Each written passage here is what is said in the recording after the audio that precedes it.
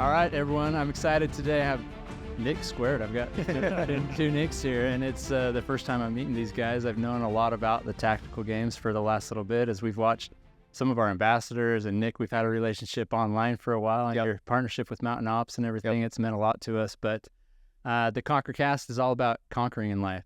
Obstacles we face, mountains we climb, and overcoming or achieving those obstacles that we're after or the things we're trying to conquer in life. And I feel like the business you guys have, the events you put on, it kind of is very symbolic as to that, like conquering the different obstacles, right? And kind of putting your heart and soul out on the line and your body. And I want to hear all about it because although I've known about you guys, I don't know all the details, and maybe a bunch of our listeners, aren't aware of the competitions you guys run, the event, and especially talking to you guys, it's all about community. That's what it seems like to me. And that's what Mountain Ops is all about as well, community and connection through that community. So Nick, why don't you introduce yourself first? And then Nick, you can introduce yourself, kind of tell us a little bit about yourselves, where you're from, and then we'll dive into kind of the brainchild. How did you create this? What sparked this movement here? Yeah, sure. So Nick Thayer, owner of the Tactical Games. I'm from Detroit originally, but through my military service and through my time in the defense contracting world, I moved all over the country, traveled all over the world. Started as a competitor in the Tactical Games, actually. So I didn't conceptualize it. A guy coming out of Special Forces, he was an Army Ranger. He created it. He had some failures as a business owner, and the second owner actually took it over. And I started working for the company because I loved it. I just did it as a part-time gig, and then I quit my corporate job, moved to Texas, and started working for the company full-time. Had the opportunity last year to purchase the company, and I did so, and I haven't looked back since. It's been absolutely incredible journey. It's one of the hardest but most rewarding things I've done in my entire life. And outside of my fiance, it's the thing that I love the most in the world. So the community, the people, the adventure of it, just the whole gig. It's been truly incredible. Oh, that's cool. I want to come back to that purchase and if that's part of your plan. What made you to take that that risk? Obviously, you'd been around it for a bit, so you knew the business. But let's come back and talk a little bit about that. So, Nick. Tell us about you. So Nick Palacios. I'm originally from Northern California, and I had moved to Southern California right after I turned 21, 22, and ultimately living down there, working for a supplement company, had led me to Texas, and then I moved there going on about 4 years ago now, and I was working for a company that was a sponsor of the Tactical Games last year, and went to the first event in Mississippi and fell in love with it. Aside from looking on social media, I didn't know much about it. And reached out to Nick through Instagram and said, hey, this company I work for, we really want to be a part of it. And I went to 3 events. I drove with them to Utah on the 3rd event. And there's an opportunity that came up for me to actually take over for a spot in operations. That's what I've been doing for the last couple of years prior to that. And like I said, I fell in love with it. The community's awesome. Everybody's super welcoming. People's gear goes down. You see people take plate carriers off their backs, give it to somebody. They'll give them a rifle right out of their truck. It's all about giving and just competing and just being around your friends and having a good time. So that's what drew me to it. And Nick's been awesome to work with and work for the last year and a half. So it's something we all really love. We travel a lot and we're on the road all the time. So it's something we really do enjoy. A 20-hour drive to get here. So you guys must have really enjoyed being with each other to say, hey, let's meet. Oh, I put it in the card. You guys kicked it in the car. I think IBS or whatever. I don't drive in that truck. They fly here first. Spent a lot of time on the road together, for sure. That's awesome. Yeah. Has the culture or the community always been that way to where it's like, hey, people are taking their vests off to give to another, they're giving them their gun? Was that kind of the mentality from the beginning, or is that something you had to build over time? Yeah, since I've been involved in the sport, which was pretty early on, really the second year that it got going, it's always been like that. I showed up to maybe my 3rd match ever. And my bag, my weapons made it there, but my bag with all my gear didn't. And I was going through check-in, and I had heard through the grapevine that we had a 7-mile ruck that night. And I had vans, just flat-bottom vans. And I was thinking, I knew the ruck was going to be like 70 to 100 pounds. And 7 miles in flat-top vans was not going to be good. So the previous owner at the time, he heard what was happening with me and took the shoes off his feet and gave me shoes, which was awesome. And it's always been like that. Everybody that I've met there does something real. We have so many people in our community that are law enforcement officers, that are military members, that are, at the state or federal level of law enforcement, and doctors, lawyers, it doesn't matter. they've all done something, and because of that experience, I think they're also willing to share, to give, to just be a part of what's going on and be present in what they're doing. That's cool because it sounds like they're individuals. There's a quote I always share that you're most powerfully positioned to lift the person you once were. And so it sounds like these are individuals who have gained some perspective in life. Yep. And their guards down. They're willing to, help lift as they go. Yep. And that's kind of the mentality of that culture you guys have created, the community you guys have created. Absolutely. That's awesome. Yeah. Nick, I mean, I've just seen you on social media quite a bit. We've messaged back and forth. Like, it looks like you went through a pretty awesome transformation from your own personal stories. Yeah. And you've been a part of the Mountain Ops brand for a period of time. Yeah. What was the connection with Mountain Ops and our brand? Yeah. So, in moving to Texas, one of the things I wanted to do was start getting into archery. I'd always kind of like flirted with the idea of getting a bow and wanting to do it. And I'd never done it. Living where I lived, it wasn't a thing. Not a lot of people hunted where I lived growing up. And when I got out to Texas, I, got the bug up my butt and I was like, hey, I want to go do this. So I just dove headfirst into it. From the first arrow I shot, I fell in love with it. And it's something that just clicked with me. Very similar to the tactical games, like the community around it was awesome. A lot of people online were always like very helpful and forthcoming, especially people in like very high up positions within the hunting space and the archery space. We're always willing to help out and give information. Yeah. So in doing that over a couple of years, I found a place for myself in the archery community. And like I said, man, just there's something about it that's just I didn't have growing up that I really loved and fell in love with, and that's ultimately what led me to the tactical games. Doing what I was doing in the archery space led me to working for the company that ended up being a sponsor for it, and led me to where I am. And it's just following my passion and kind of like finding stability within my life leading up to that. And then met my fiance, or my wife that ended up becoming my fiance, like relatively short after I moved to Texas. She's been an amazing anchor for me as well too, and always super supportive in my endeavors and wanting to, whether it's going out. She does with a lot of stuff. I am gone a lot, and I'm always very surprised to come home to a wife. So I love her. And well, yeah, you got tactical games, and then hunting can take you. As well. Are you big into hunting as well? I'm not. I grew up. My family was big into whitetail when we were growing up. We went bear hunting every year too, which was just all the men would go up and just hang out. It wasn't really, everybody ever went hunt. I took my little girls bear hunting. Yeah. Their first hunts, I was like, let's go hunt bears. Yeah. We were scared to death. Yeah. But they both got bears, so. Oh, it's awesome. Oh, it's awesome to watch him hunt, though. It's he got the bug into me for hunting, and into archery as well. Yeah. Which is really cool because the archery community is awesome. Just as he said, like we walked into Total Archery in Austin for the first time. He brought me in there. Country, yeah. I'm sorry, Archery Country, and everybody was like, "You want to do this? Like, come on, we'll show you. We'll show you exactly how to do this." I think that's cool when you get a community that's like wanting to show other people, wanting to make them better, wanting to bring them in, instead of pushing them away. Yeah. I completely agree. And it can be a little intimidating at times. Like even having you guys show up, I saw the truck pull up and then all these like ripped guys get out of the truck. They're ready to, and we're all looking out. Okay, they're here. Let's go down. You're watching this. We're all sweaty because it's not because I'm nervous about this interview, maybe a little bit, but we just went through a workout. Ryan, our VP of product, put us through it. But I mean, even like that, going down for a workout, some of our team members, they're not doing that kind of stuff every day. So it's be intimidating, but there's nothing intimidating once you're part of that group together, right? Yep. Yeah. People are welcoming in. When we started Mountain Ops, I was new to hunting. I had never hunted. So I was like super intrigued. I was grateful I was able to fuel the passion of these hunters, but it wasn't enough to just fuel it. I needed to jump in. Yeah. But at first I was looking at like all these big burly men and I was like, I don't know, are they going to want to help a newbie? Right. Yeah. And I've never done what you guys do. So I could honestly look at it and say, man, this is pretty intimidating.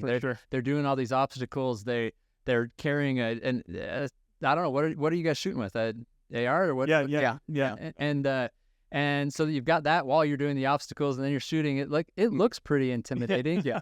But what I found with other stuff, there's always people that are like, no, come on. Like, let's bring you into it. Let's teach you how. It sounds like that's the... Whenever you're in a niche, I think people want to see it grow. And I know that for sure with our sport. Everybody in our sport wants to see it grow.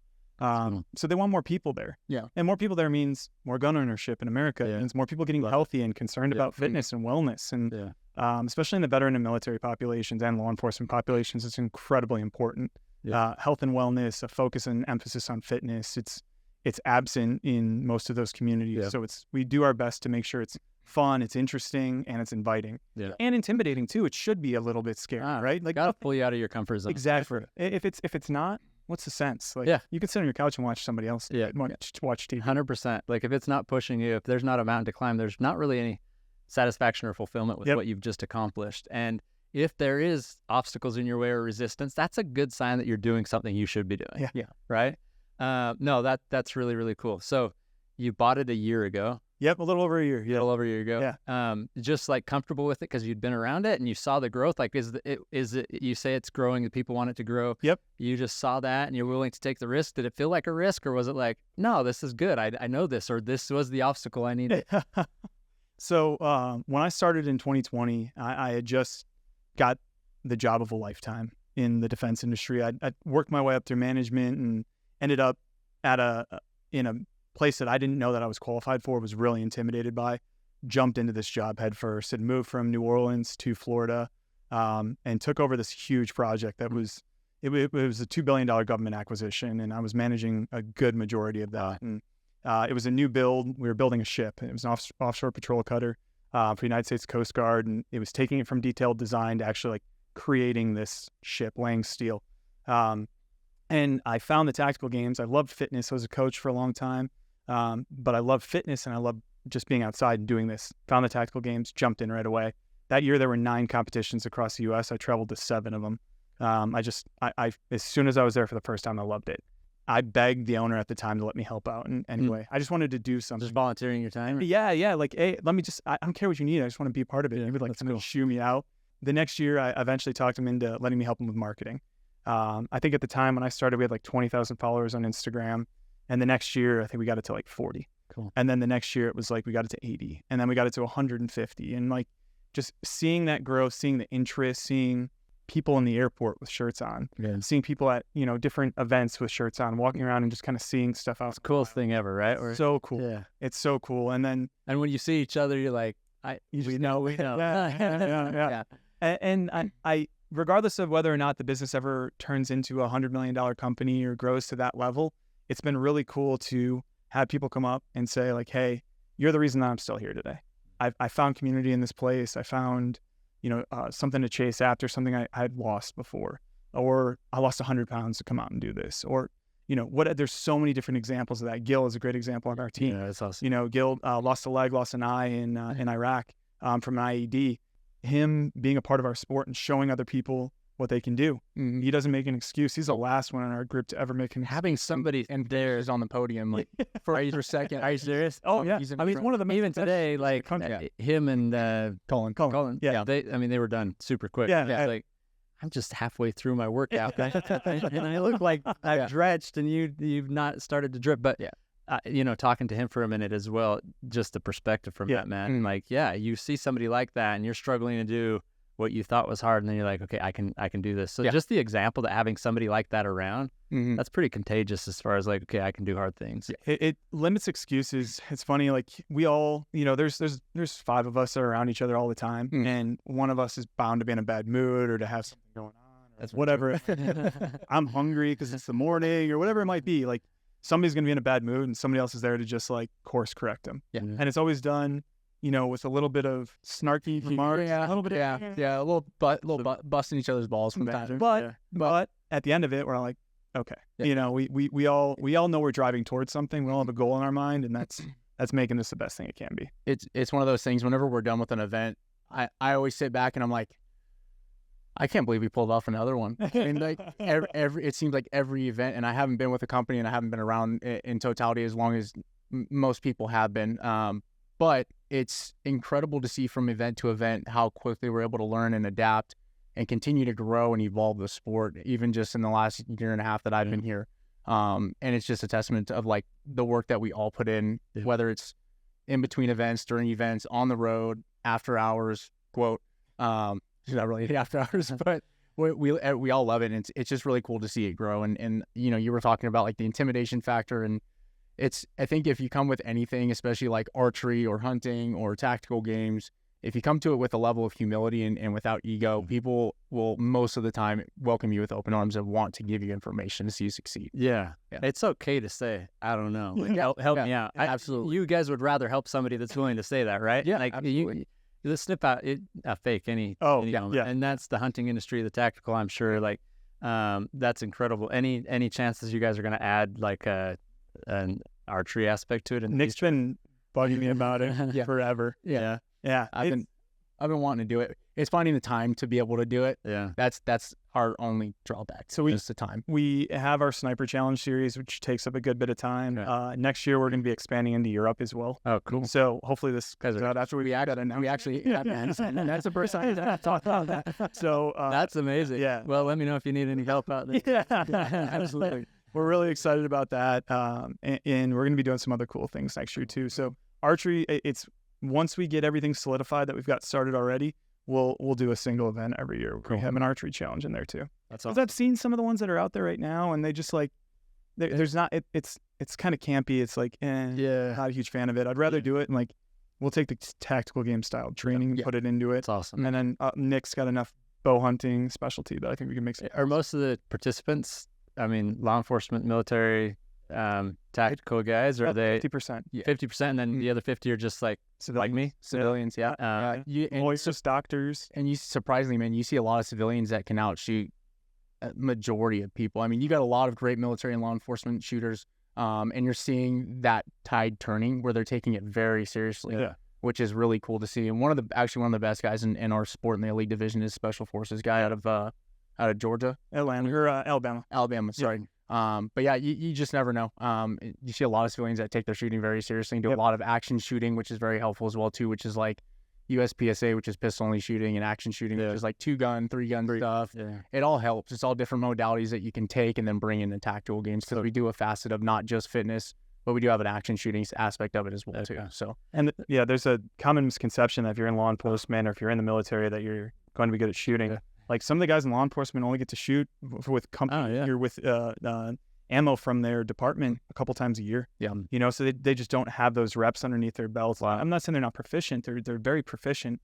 There's a difference between being proficient at something and being very good at something. Mm-hmm. Yeah. Passing a qualification versus like exceeding the standard or creating the standard. And shooting for sport is very different than like the true tactic and strategy with defensive tactics. Yeah, so that's cool. It's a whole different world on those. So for those that are listening and haven't like experienced an event, they haven't seen it online, like tell us what the season looks like and what do those competing in it. It sounds like a mix of CrossFit and like a 3-gun nation type thing, bringing it together. You're bringing all those together, these elements, and then you're competing. Do they move from one event to the next based off of time and score or all that? Or is it like a scoring system that invites them to a national event? Yeah. Great question. So our season this year was 11 regional events, culminating in the national championship in November. So we have different qualifying divisions, and it's based on the maximum amount of weight that you'll be working with in those divisions. So the weight they carry or the weight of the person? No, the weight of the implement that they're using or the distance that they're going to run. So it's basically your physical capabilities are what dictate what your division that you're going to be in. The shooting's the same across every division. We do have some exceptions to that, but in general, the shooting's the same for every division. In a weekend, you'll go through 7 to 8 stages. Each one of them are individually scored, and every one of them is going to be different. So we try to mix up the modalities of fitness as much as possible. Mm-hmm. So you can't be a strong man and win it. You can't be an obstacle course racer. Do they know what they're going to be doing before? So it's like, hey, tell about the day before the event. Yeah, Friday night. So they've just got to prepare. Yeah, correct. Exactly. Yeah, and the shooting's the same. We'll shoot as close as, with rifle 15 yards and as far as 700 yards. Wow. With pistol, it's we'll shoot as close as 3 yards and out to 50 yards sometimes. Mm-hmm. So and again, like Nick alluded to, we do all different modalities of shooting as well. We do some bullseye shooting, we do some action shooting, we do some PRS style shooting. We try to mix it up as much as possible. So it's like the unknown and the unknowable, which, was a CrossFit term, but that's really what we're trying to do is we want people to show up preparing for just whatever is going to be thrown at them and then not complaining when it doesn't go their way. Instead, they take from that something that they can learn, something they can improve upon for next time, and then see how they come up to the test. That's cool. When Mountain Ops launched, our mantra was conquer the unknown. Yeah. I didn't know that was your unknown, the unknowable, because it's like, I love that aspect of it. Like, because you just got to be prepared for life. It's like life, these competitions. It's like you don't know what's about to be thrown at you, right? So you better be prepared on all fronts. Yeah. Who are some of the major competitors and what are their backgrounds right now? Are these sponsored athletes? Are they like, this is their sport they're competing in? Yeah, it is, yeah. Jacob Hebner's probably the most well known in the sport. He came over from CrossFit 4 years ago or so. Yeah, I think he's on this will probably be his 4th year. He went to the games 6 times during his career. Very, very fit human being. He will be battling for the top 3 this year with Kurt Finnell. Who's he's a Green Beret, a Ranger. I'm sorry, he's a Ranger. And then the 3rd place is always between a bunch of different guys. There's a guy named Jared Halbert who was a landscaper. There's a guy named Aaron Clark who I don't know what Aaron does. He works for Tier 1 Concealed. He works for a holster big company. human being that's in really Kyle Martin works for Vans or Dickies. There's like just a bunch of different guys. And then on the female side, E. Church, who is a corrections officer. Megan Kennedy, who's a law enforcement officer out of, I think, Georgia now. And then Janae DeCausin, who's a CrossFit coach. Like, it's just kind of all over the place. Everybody comes from a different background and have a different perspective. Now, one of our athletes, Katie Knight, is... Katie's great. She's fit. Yeah. She can't shoot. She's trying to shoot. If Katie gets the shooting down, she will be such a problem. Yeah, for sure. Yeah. She can run. I remember last time, it was our event in Iowa that we just had. All of them, all the guys and the females in the elite division all went on the same run. It was like with a ruck on 40 pounds. 4 miles. Yeah. But I think it was 30 pounds for the females, 40 pounds for the males. Katie Knight came in so damn fast. Wow. Everybody was just like, how did that just happen? Her came in like 5 minutes behind her. It was awesome. She's very fit. And did that in New Hampshire as well, too. We were talking about her and her boyfriend Ben's run.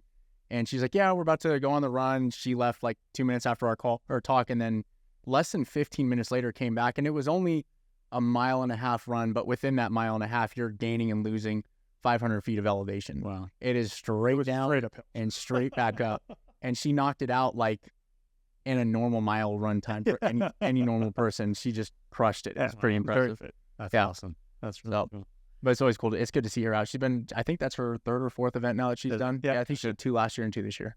Very cool. So. Yeah, no, it's fun to watch. I'm hoping that I can make it out this weekend to your guys' event. It's in Fairfield, Utah, which I don't even know where Fairfield, Utah is. I know where Utah Lake is. Neither did we. And Eagle Mountain, so it's down that way. Yeah. And then where did you say the finals are? National championship will be at the Staccato Ranch, just outside of Austin, Texas. Okay. Yeah. What's the environment at these events, like as far as like the attendance and people competing and the spectators? Like, tell us about the energy, and are there partners there set up? So we'll have typically this weekend we'll have 300 competitors, which is pretty average now. And then spectators, it swings so wildly depending on proximity to a major city, because sometimes ranges are out in the middle of nowhere.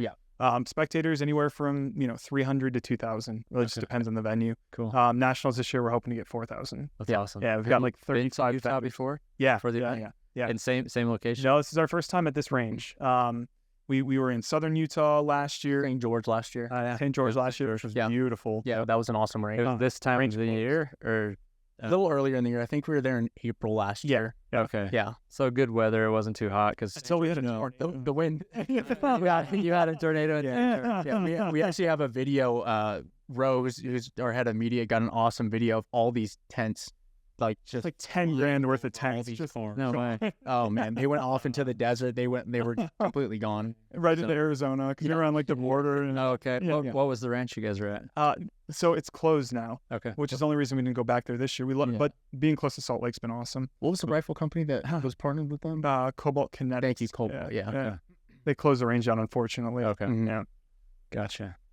No, that's awesome. But the environment at an event is awesome. I mean, tons of families come out, like mom, kids, like everybody's always helping cart stuff around, like husbands carting stuff around for their wives while they're competing in the weekend. And then we call it Tent City.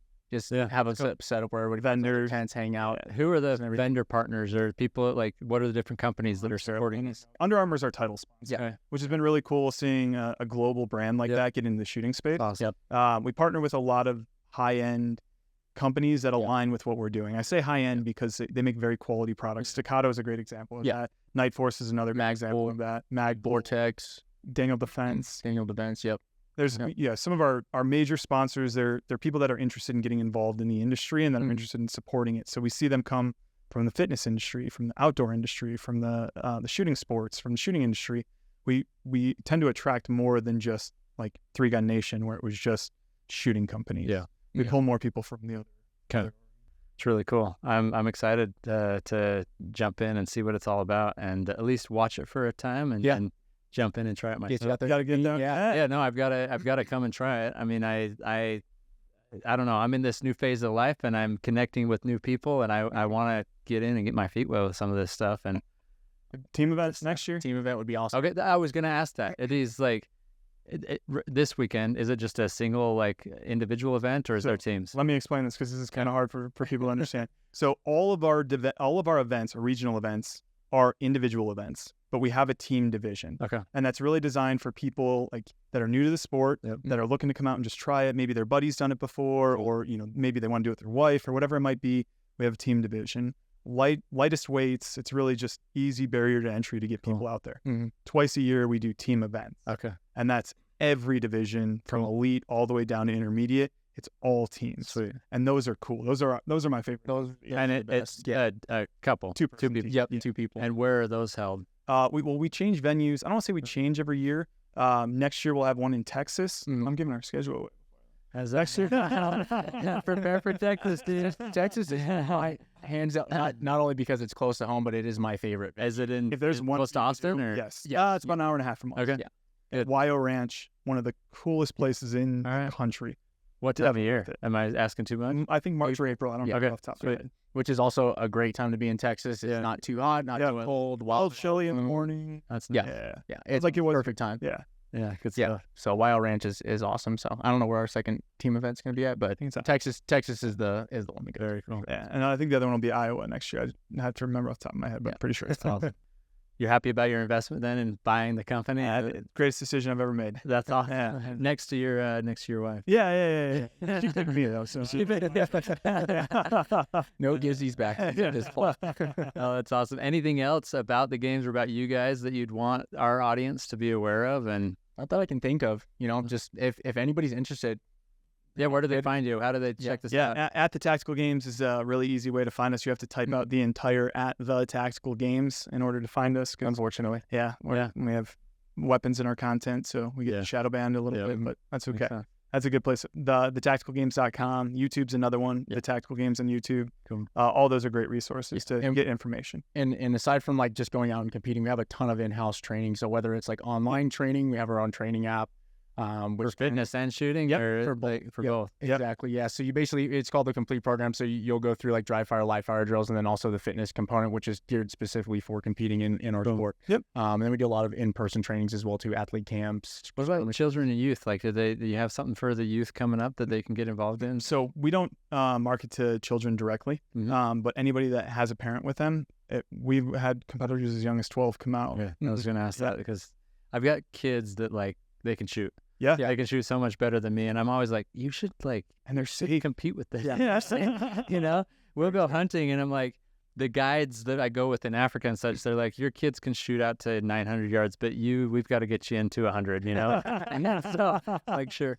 But seriously, like my son shot this springbuck in South Africa at 720 yards on the move. It was going across, and he dropped it. That's impressive. And so I'm always telling him, like, dude, you need to get into this. Yeah. You could, if you took this serious, NRL might be a good thing for him to get into. If he wants to come do the Tactical Games, we'd love to have I him. might try to come out just this weekend with him so he can see what's going on and check it out. Because I mean, he loves everything outdoors. We mountain bike and we hike and we hunt together and everything. But this might be something new that we can do together. The bond over fitness is unlike any other. Yeah. We do have some father-sons that come out and compete throughout the year. Cool. It's really cool. It's so cool. Yeah. That's awesome. There's like you see a love, a mutual respect, and admiration of being able to go through that something hard together. Yeah. It's really, really cool to see for sure. Yeah. And the way like society is, and sometimes just our life, like I just feel we're so blessed where we live and everything. And sometimes it's not hard enough. Yeah.